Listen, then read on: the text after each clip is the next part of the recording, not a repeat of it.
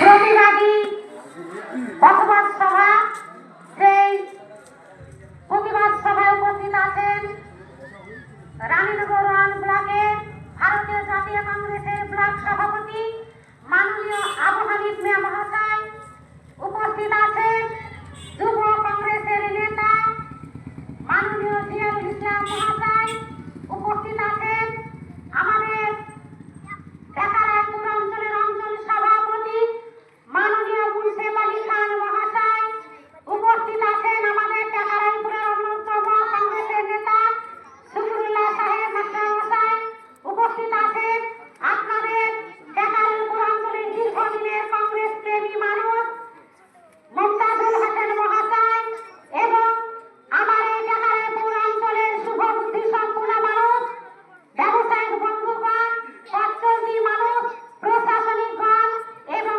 পর্দার আড়ালের মা ও বোনেরা আছেন আমাদের রানীনগর ওয়ান ব্লকের অবজারভার মাননীয় ডক্টর জাহাঙ্গীর ফকির মহাশয়। সকলকে আমি ভারতীয় জাতীয় কংগ্রেসের পক্ষ থেকে অভিনন্দন জানিয়ে আজকে যে পথসভা কি জন্য আপনারা শুনেছেন, আমাদের এখানে প্রতিবাদী গান হয়েছে, আপনারা জিয়ারুল ভাইয়ের মুখে বিস্তারিত শুনেছেন। আমরা শুধু ঢাকারায়পুর অঞ্চলে নয়, সারা ভারতবর্ষ জুড়ে আমাদের এই প্রতিবাদে উত্তাল। কেন্দ্রে যে বিজেপি সরকার আরএসএস পরিচালিত মোদী সরকার, সেই সরকার প্রতিনিয়ত দাঙ্গা বাঁধিয়ে দেওয়ার চেষ্টা করছে।